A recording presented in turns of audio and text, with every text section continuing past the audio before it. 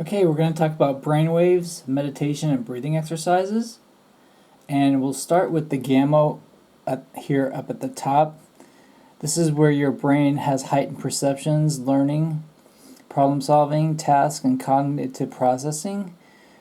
Your brain's running at 32 to 100 hertz. And in this state, we have insight and focus. There can be some states of excitedness. When we have REM sleep, we're going through this gamma state. But on excess, we can have high arousal and high stress.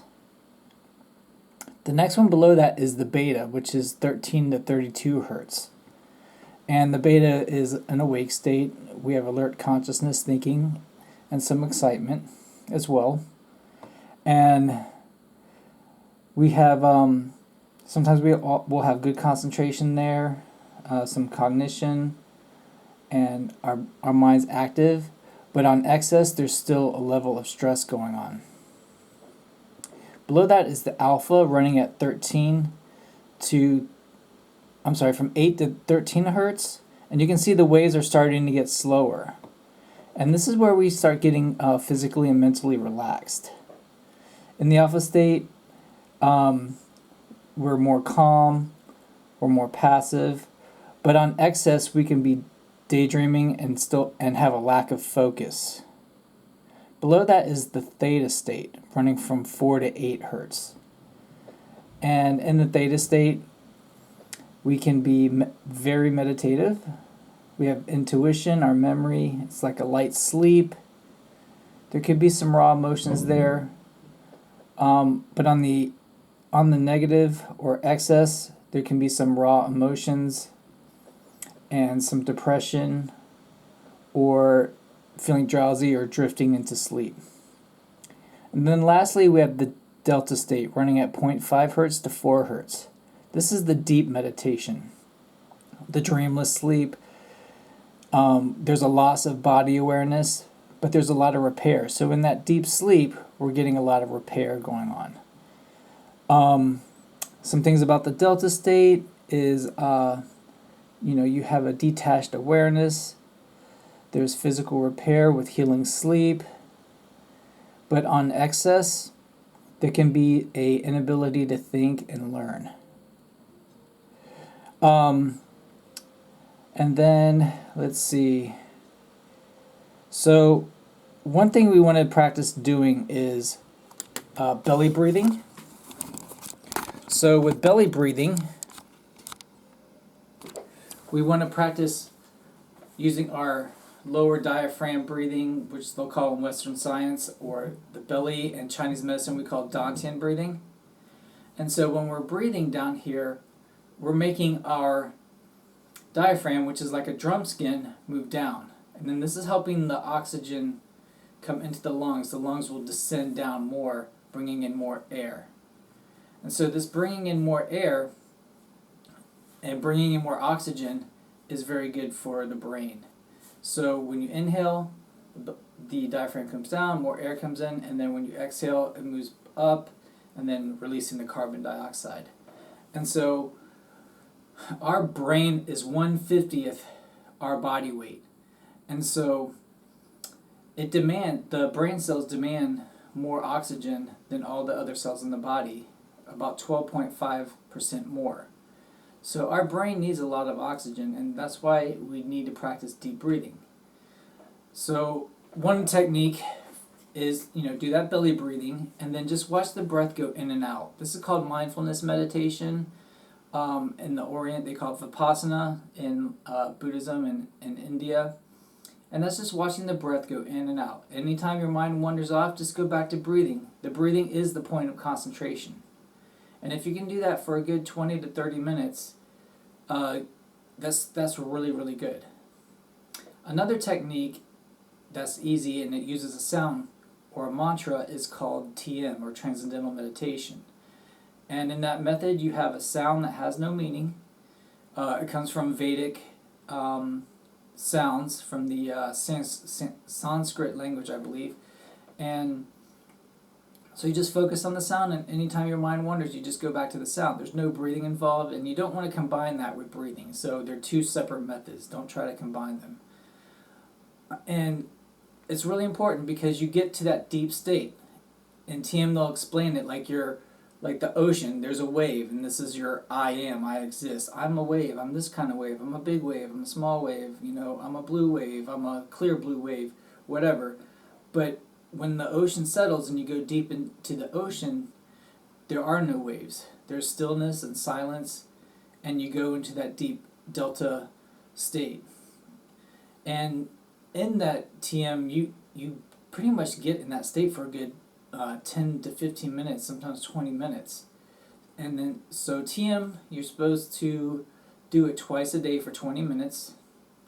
And you'll get in that deep state, and you'll get a deep state of rest. It's very healing. It almost feels like you took a 2-hour nap when you come out of it. You feel very refreshed and enlivened.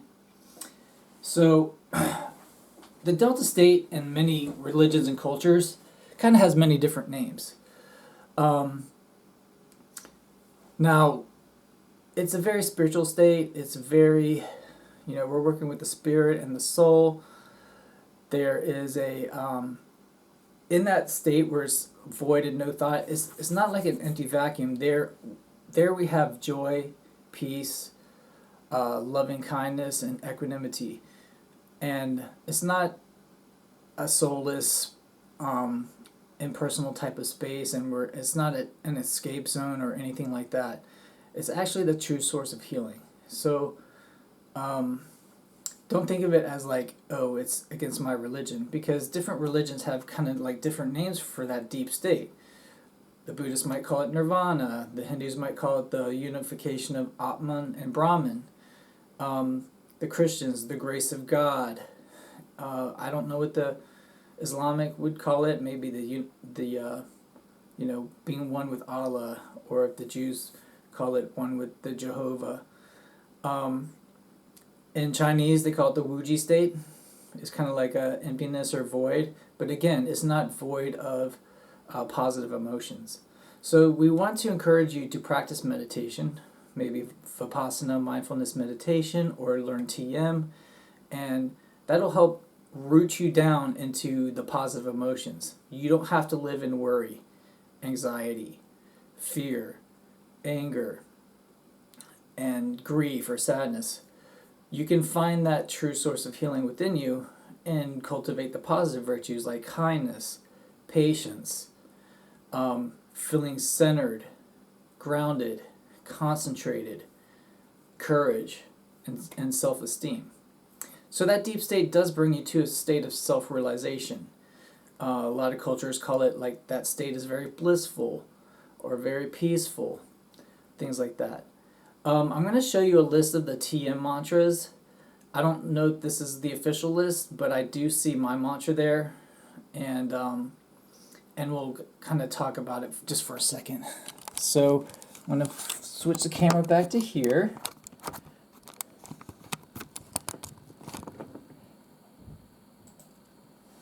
And for example, we have from the age of 0 to 11, the sound is ing, and then you just say that internally. You don't say it externally or vocally. You just say that internally for 20 minutes, and then you'll go into that deep state. Okay? So, so that's it. Like if you're age 60 or plus, you see the Shama, Shama, and I'm not even sure if that's the correct way of saying it, but I'm going to put links down at the bottom so you can hear what it sounds like and you can try it. But I'm going to let you know that you really need to take the TM course. It spans a couple days, and you need to get the transmission and empowerment from the teacher. You need to confirm you're doing the sound properly and you're experiencing that deep delta state. Sometimes they call that state samadhi, or pure consciousness, or transcendental consciousness, things like that. Again, it's a positive state. So, and then in yoga, they have this chart. There's the waking consciousness, the dreaming consciousness, the deep sleep, and the transcendental consciousness. And they have the different yogas that they do to achieve that, even the chakras here, which chakra you're working with on those different levels. Okay, so keep that in mind, that these are ancient sciences, science of the consciousness, and that they've been around for thousands of years, and they're available to us today. So stay positive, do the work. You're only going to get the healing and benefit is if you do the work, because these are ancient disciplines. So meditation is the medicine, but you have to do the work twice a day for 20 minutes, either Vipassana, mindfulness meditation, or TM. Again, we said we recommend you getting a teacher and doing that, or try it on your own, but you're going to need a quiet place, a dark room, and you have to be comfortable with your body. Namaste. Have a great day.